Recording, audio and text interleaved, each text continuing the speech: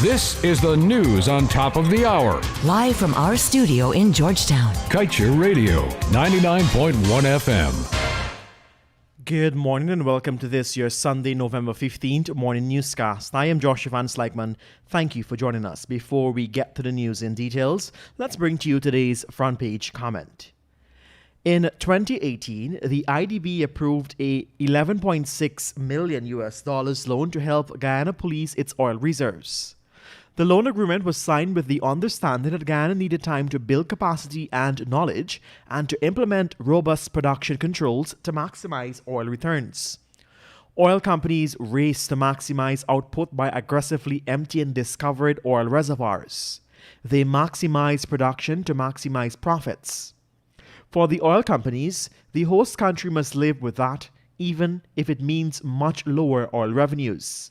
From Guyana's perspective, it is better to go slower in order to learn the ins and outs about the finer points of our oil riches and get the most of it.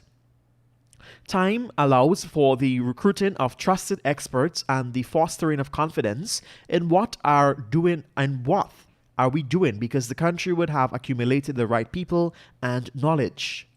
Our leaders can then dictate the terms and pace of extraction. However, the previous governing APNU coalition showed scant interest in pursuing such an approach. And today, Guyana's de facto oil minister Vice President Barrett Jagdeo cannot give the straight answer on the issues of a depletion policy. He should get to know himself with the terms and conditions of the IDB loan. Whether the loan called for such a policy or not is irrelevant. What is important is that we slow down production and position ourselves to dictate the rates of extraction in order to obtain the most from our oil wealth. This cannot be so difficult for Oil Minister Jagdeo to understand. So, why is both he and the coalition so casual and complacent about the depletion policy? Who was and who is in bed with Exxon? And now we bring to you today's page 7 that is dedicated to be blunt. Back in the day, colonial powers used to trap countries like ours in a web of exploration, dependency, and oppression. Today, not much has changed. Despite finding the biggest new oil fields in the world in recent years, it is clear that we are not going to benefit.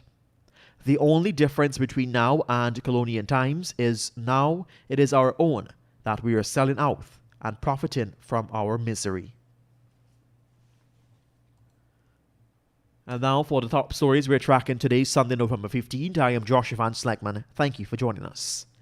Guyana will owe ExxonMobil $20 billion by 2025.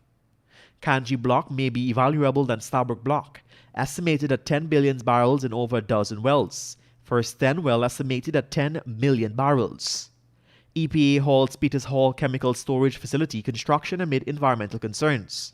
And in the Peters Hall land giveaways, businessman arrested as probe gets on the way. Get the details of these stories and much more when the news returns.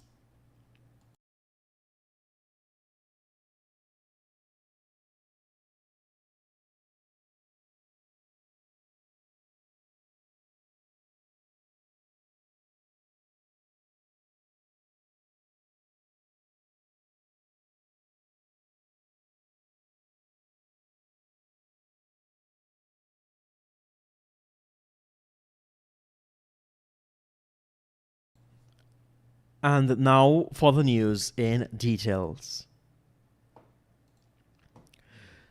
Many Guyanese have latched on to the hope that the cloak's encouraging words regarding Guyana's development as an oil nation, but industry experts are warning that Guyanese politicians have been engaging in fiction.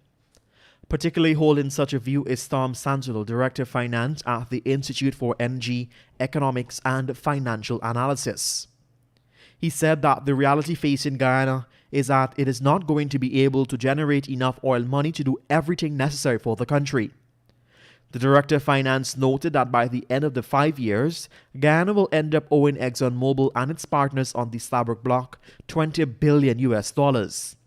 He said that Guyana finds itself in a position, since the agreement it signed onto said that Guyana must fully reimburse the companies for the amount of money it took the company to get the oil out of the ground for the drilling, transportation, and shipping.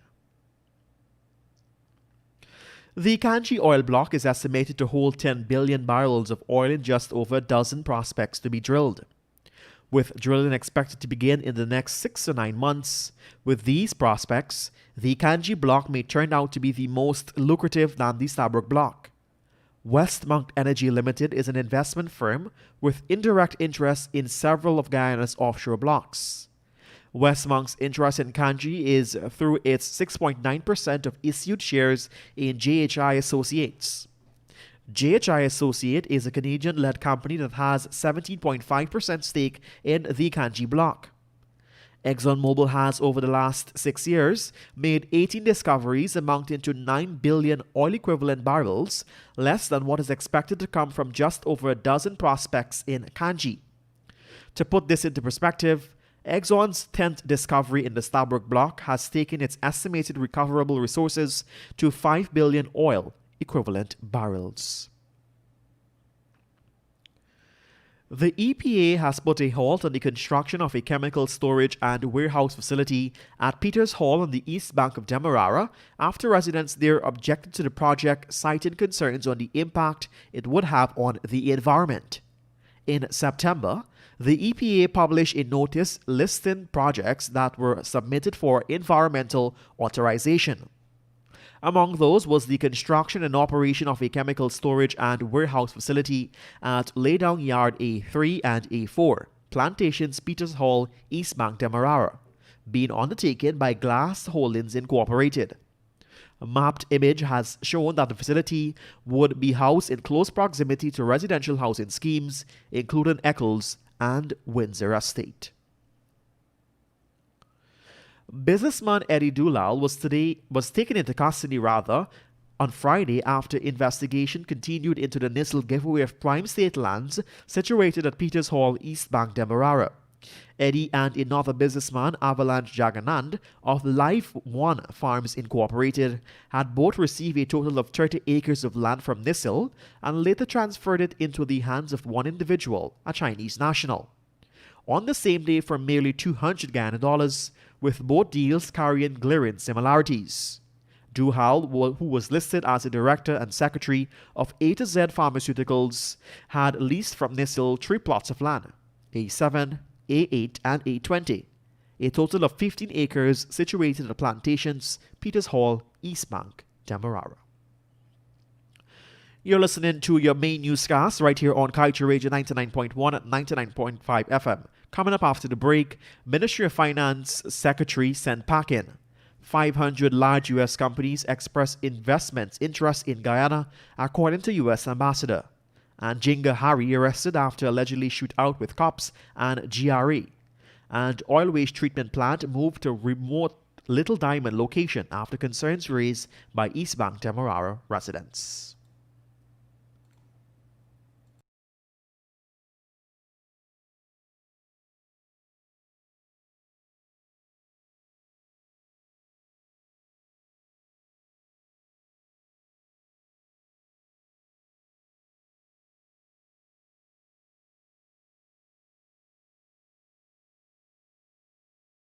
Details. Finance Secretary Michael Joseph was on Friday terminated from his post under the Ministry of Finance.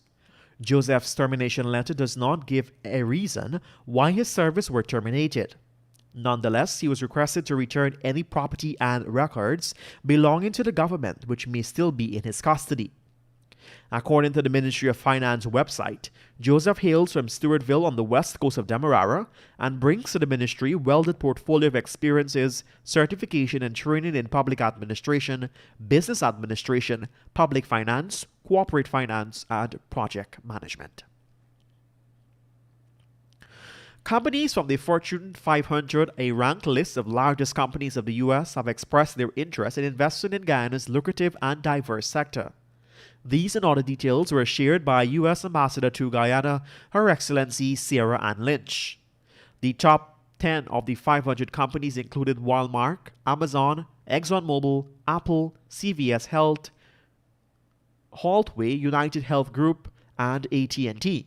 According to the Fortune's site, the 500 that made the list that should be the 500 that made this list here represented 2/3 of the U.S. economy, with 14.2 trillion in revenue. Alleged smuggler Harilal Motilal, popularly known as Jinga Harry, has once again landed in hot water after he was taken into police custody following a shootout yesterday with police and enforcement officers of the GRA. The shootout, according to the head of the GRA's enforcement unit, Jason Moore, took place sometime after midnight yesterday at Mahaica, East Coast, Demerara.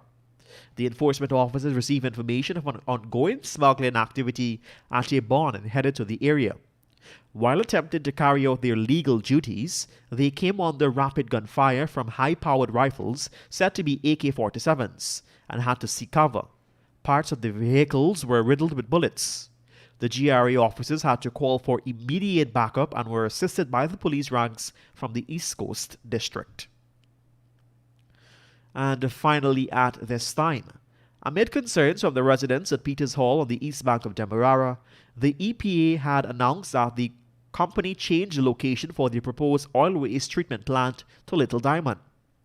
In a statement, the EPA explained that it received an application from Oil Waste Management Service for the construction and operation of a waste treatment plant at Plot A21 Plantations, Peters Hall, East Bank, Demerara. Subsequently after, the EPA said that the project was screened to assist in potential impact on the environment. It was later determined that the environmental impact assessment would not be required to inform its decision on whether or not to authorize the project. During a 30-day period of notice, several objections and concerns from members of the public were received regarding the project's sustainability at the proposed location.